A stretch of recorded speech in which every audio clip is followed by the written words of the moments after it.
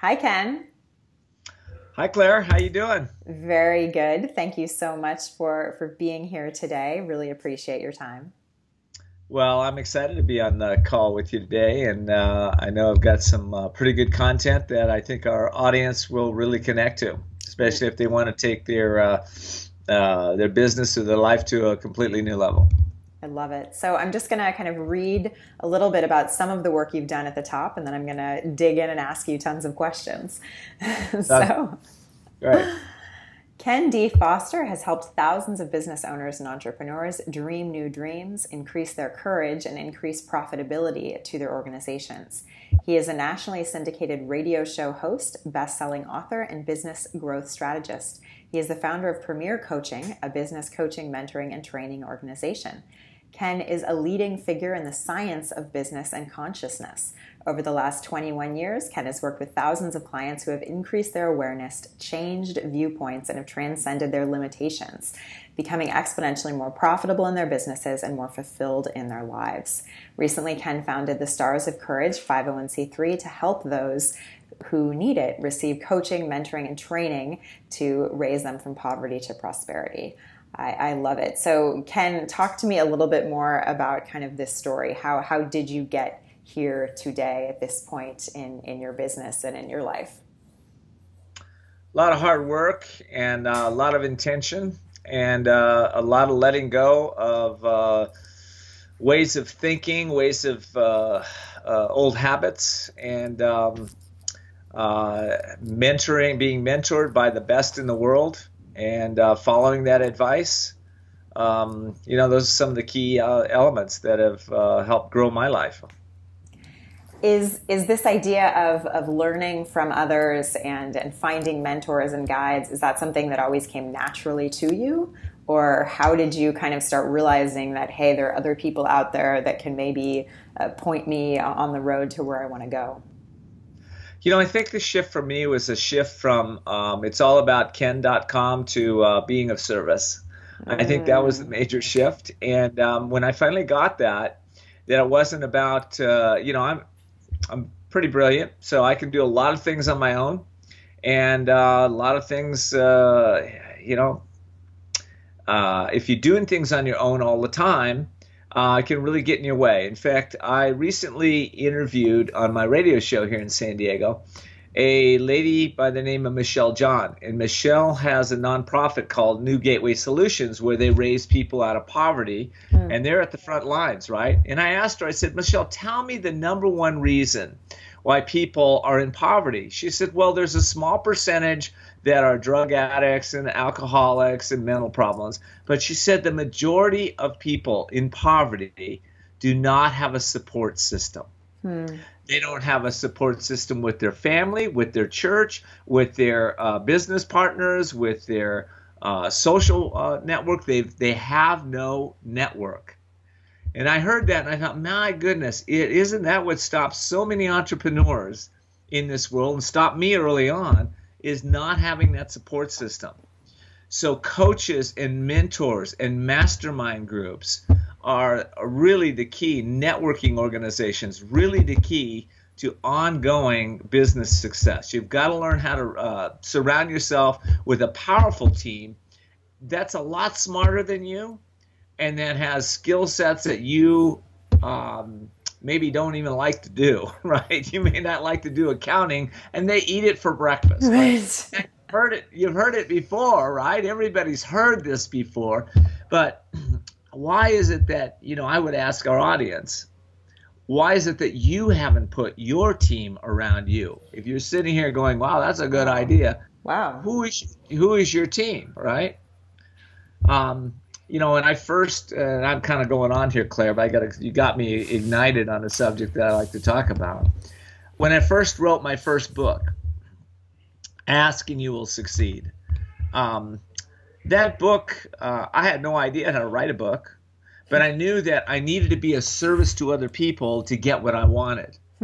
So what I did is I thought, well, okay, I want to take that book to #1 overall on Amazon.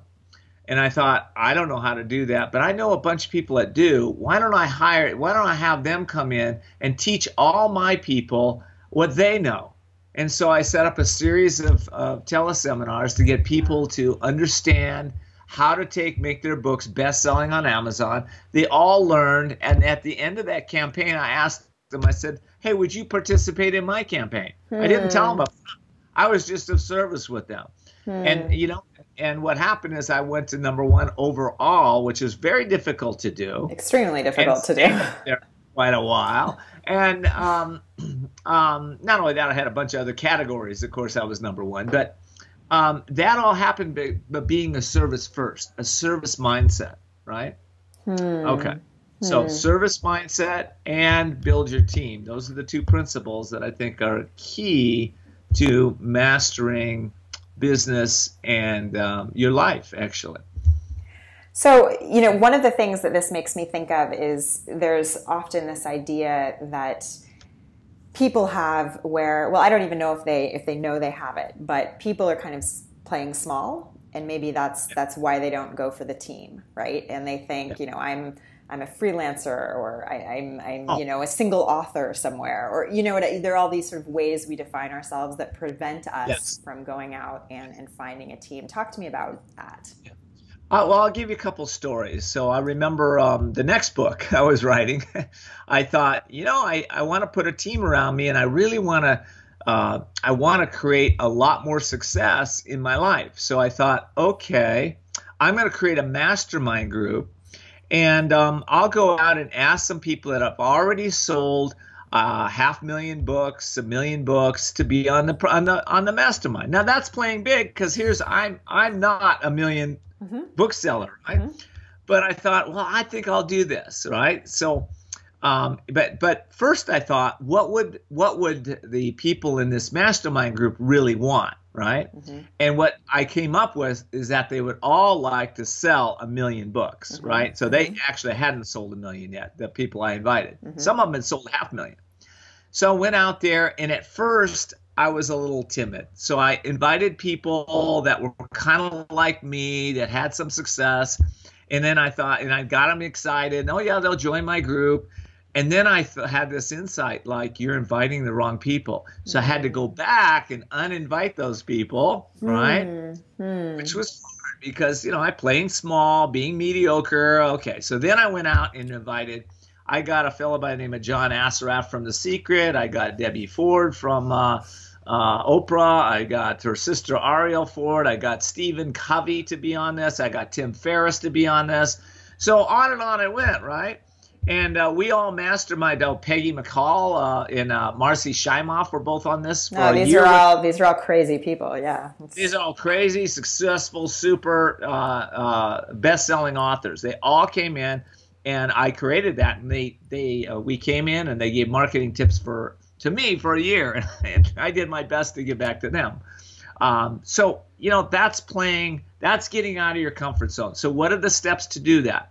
First of all, you got to think bigger than you've ever thought before.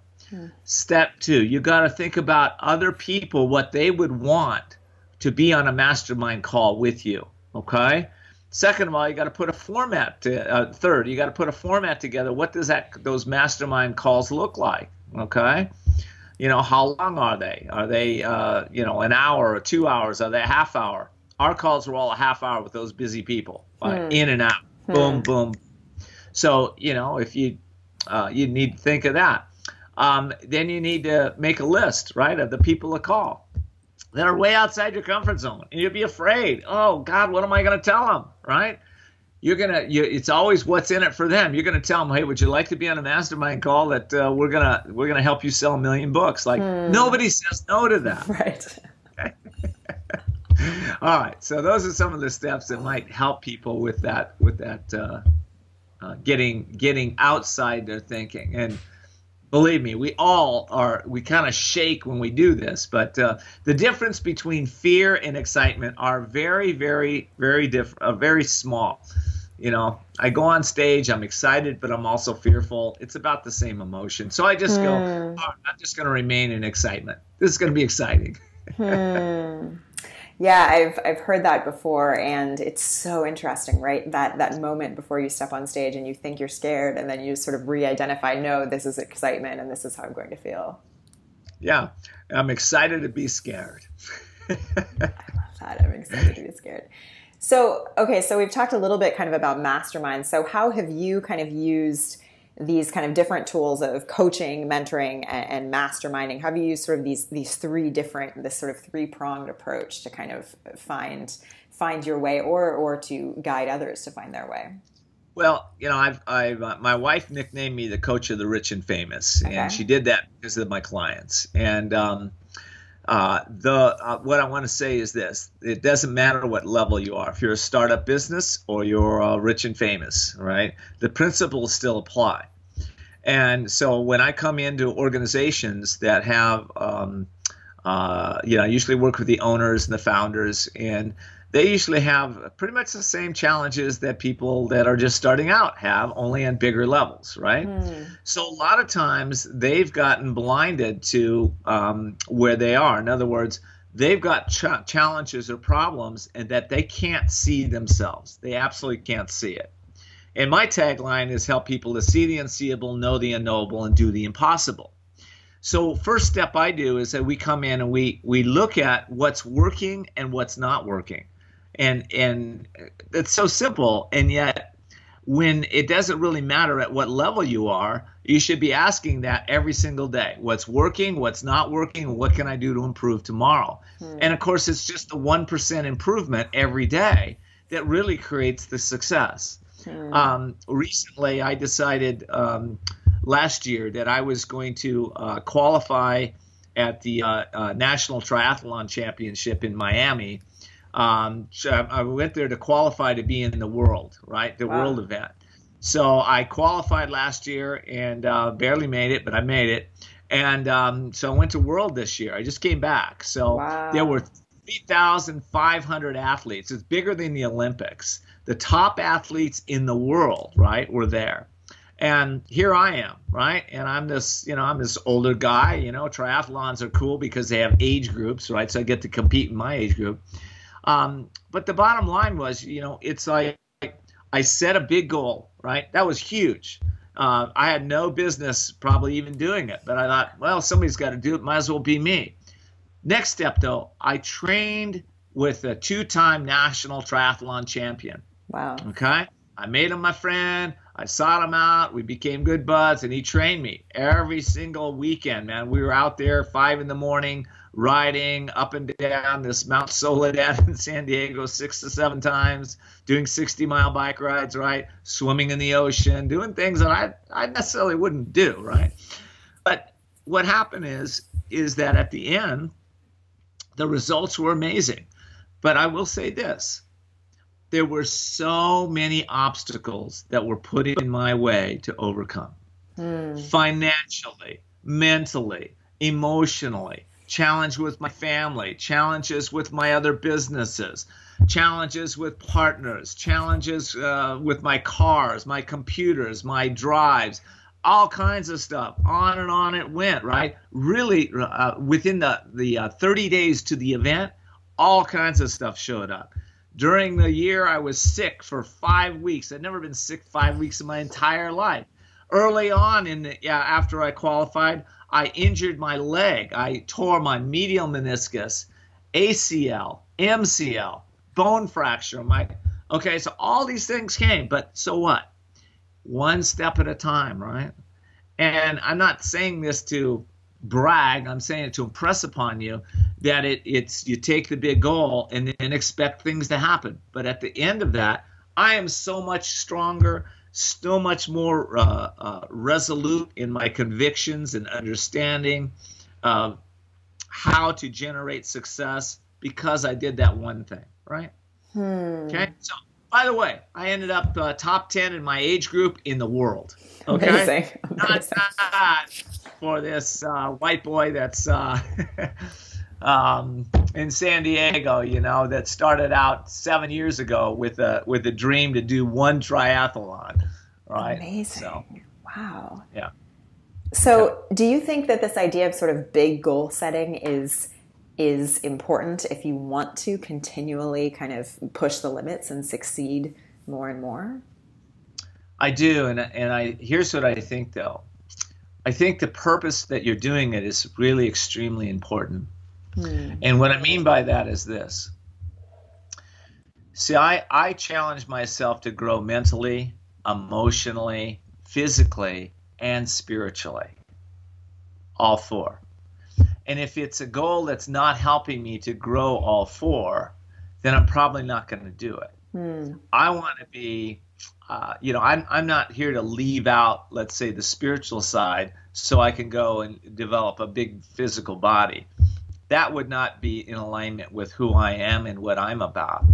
And I think that balance is the key to a successful, joyful life. We're all seeking health, happiness, and abundance or prosperity. Everybody's seeking that, right? So if you want to have it, you can't leave out any of those components. Mentally, emotionally, physically, and spiritually, we have to develop those muscles if we're really going to do that. And I'll just speak to the spiritual side because I think it's the most important piece of that.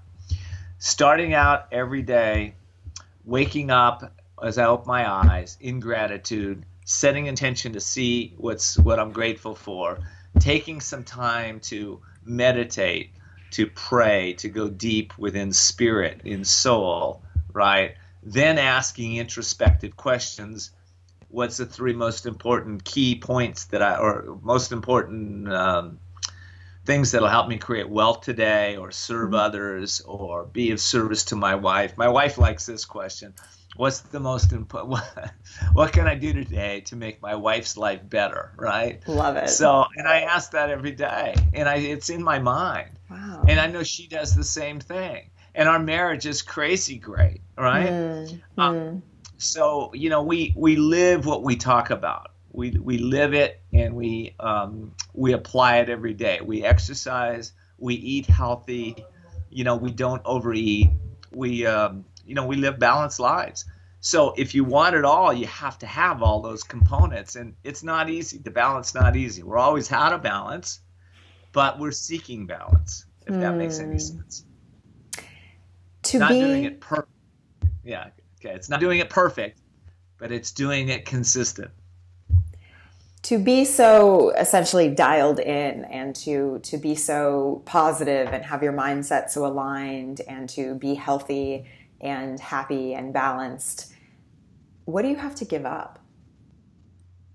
I had to give up everything. Wow. Literally. And what I mean by that is I was raised in a middle-class family in Southern California. My father was a policeman, and my mother worked for the state. And actually, they're both state workers in that sense. And they had certain mindsets of how people, how life, quote, is. And, growing up in how life is, and this is what we do, and a lot of that stuff I had to look at it, all of it, and I had to let go of a lot of ways of thinking and a lot of poor habits that I had. I had poor eating habits. At one time, I was 60 pounds heavier than I am. I had anger habits. I was upset all the time, right? I had to let go of that stuff and learn how to calm my mind, master the mind, right? I had start-stop patterns in finances where I'd make a lot of money and lose a lot of money. I had challenges in relationship where my first marriage, had I known what I know now, I'd still be married. But that didn't work out because I didn't know how to be in relationship. I didn't know how to communicate properly.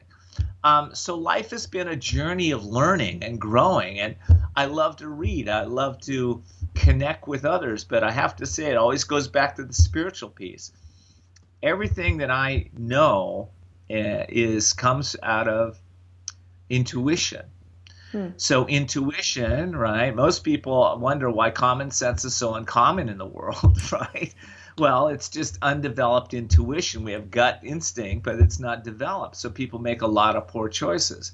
But when you can fully develop your intuition, when you start tuning in and you start making good choices on a consistent basis, then life gets better, right? It just makes sense. One of the ways we can do that, though, is set large goals, and then we don't know how we're ever going to accomplish that. So we really have to put a team around us. And if we don't have intuition, put people around you that have good intuition so that they can guide you. My wife is amazingly connected. And, you know, when I'm off track, she'll let me know. A lot of men, when their wives tell them something, they get upset. I listen. I go, wow, okay, I got to tune into this, right? So, you know, you got to, and I wasn't always like that. I let go of that thought, right? Oh, I know it all. I don't know hardly anything. But I know people around me that know a lot that teach me, which helps me to learn and grow and be all I can be. I love it.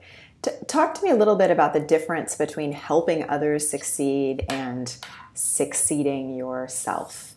Is there a tension there? And if so, how have you navigated that tension? You know, it's one and the same, because we are all one, and there's God within all of us. So, you know, from a deep metaphysical sense.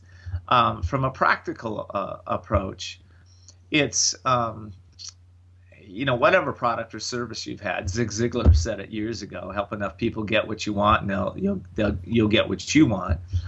But I think it's deeper than that. I think it's a place where, what are you going to give back in this world? What are you going to contribute? And, you know, it doesn't have to be this great, giant, huge thing. Service, you can walk down the street and put a smile on your face, and you just touch somebody's life. So you can be a service in many, many ways. You know, we just had this situation with Texas, right? I'm sure a lot of people are being of service just to give, contribute.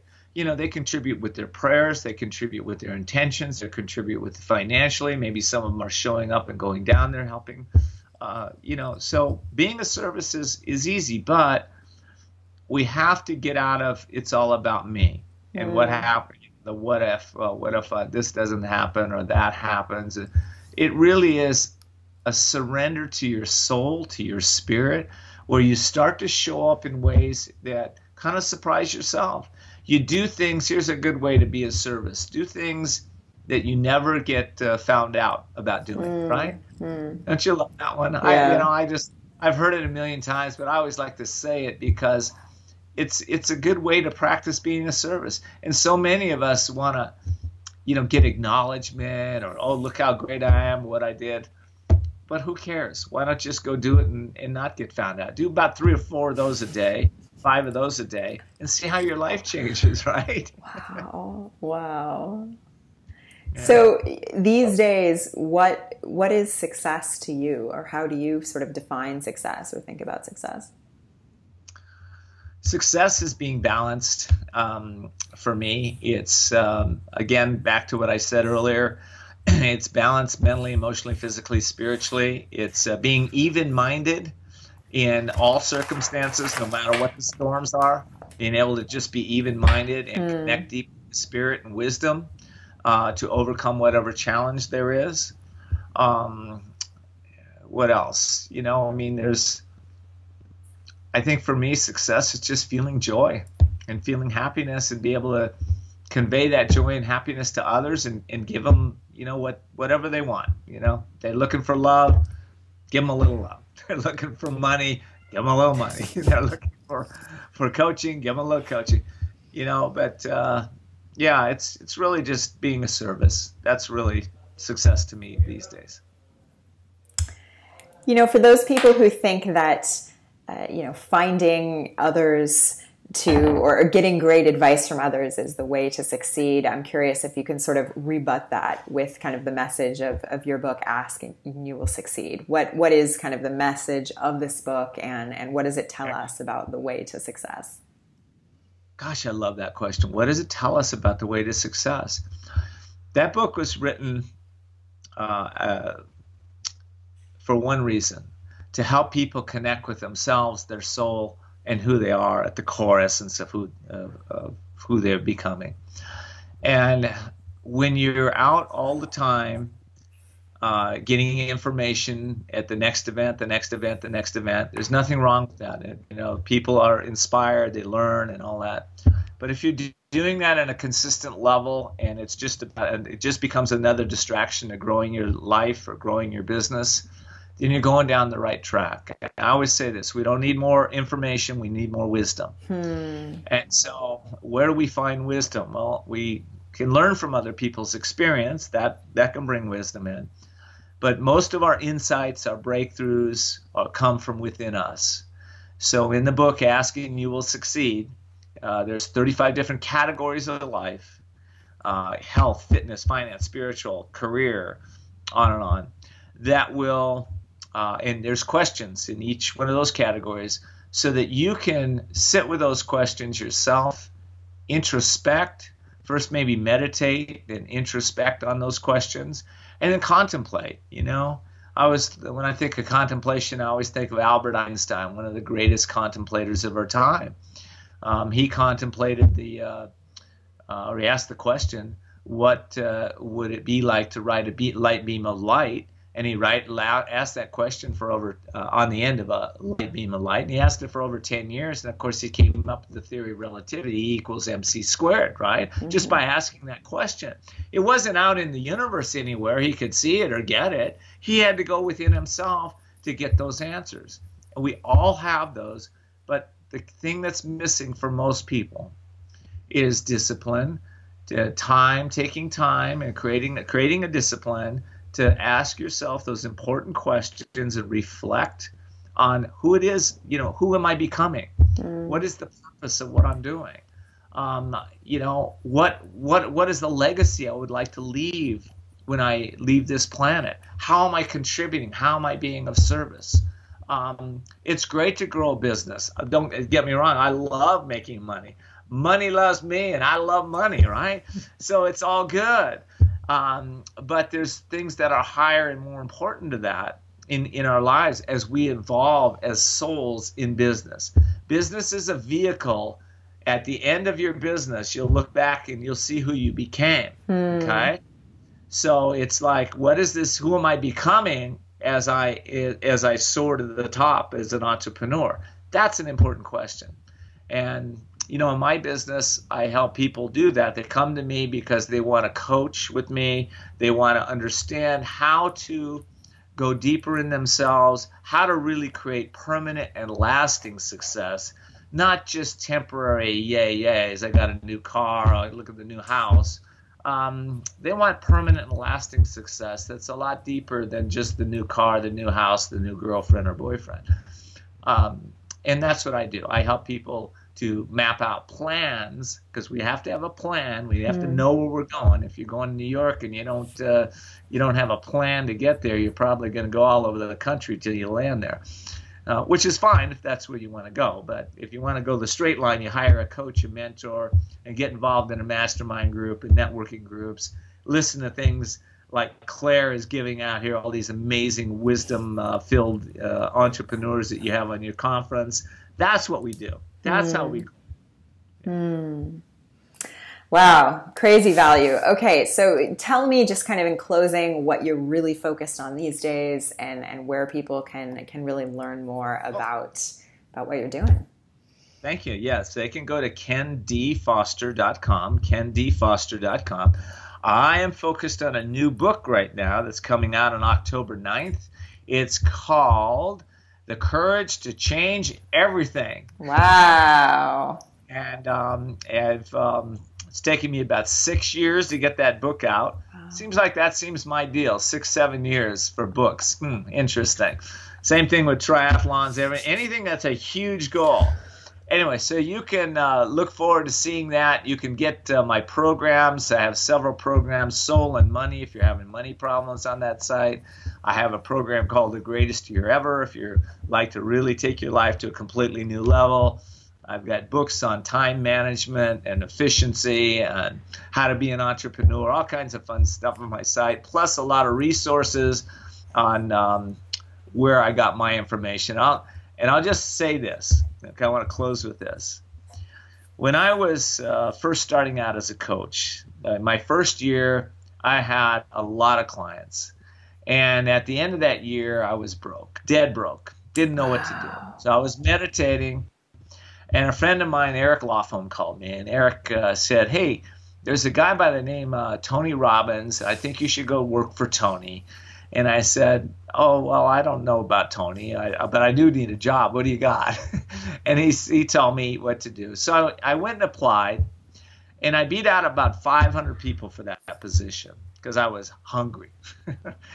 And I came in there, and one day I was in Tony's office, and I was waiting for him to come up, and he was busy doing something. So I had some time, and I looked in his library.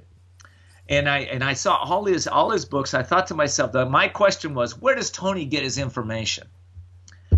And I happened to see a group of books written by an Indian sage by the name of Paramahansa Yogananda. And I thought to myself, you know what? That's where Tony's getting his information. So I went out, and about a week later, I was at a garage sale. And unbeknownst to me, this person was selling all his Paramahansa Yogananda books. So I picked up his books and tapes and everything for about $25, and I started reading them. And I have to say that over the years, that has been the information that has transformed my life in every way possible. Now, at the end of Stephen Jobs' life, Stephen planned everything for his funeral. Every single detail was planned. And at the memorial service, he gave a brown box to everybody. And people in the audience thought, wow, this is going to be good. Stephen's last message to the world. What's that going to be? And they opened up this brown box, and inside the box was a book.